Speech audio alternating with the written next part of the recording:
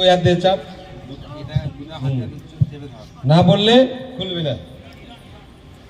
পয়সাটা কোথায় আছে? ওর হাতে। এখন পয়সা কোথায় আছে?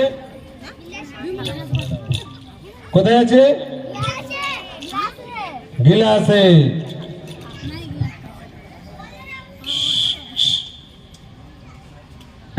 কি গ্লাসে আছে? আছে, গ্লাসে আছে।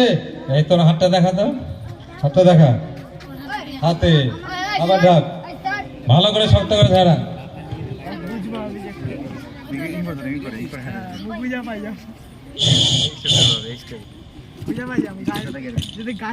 কোথায় আছে?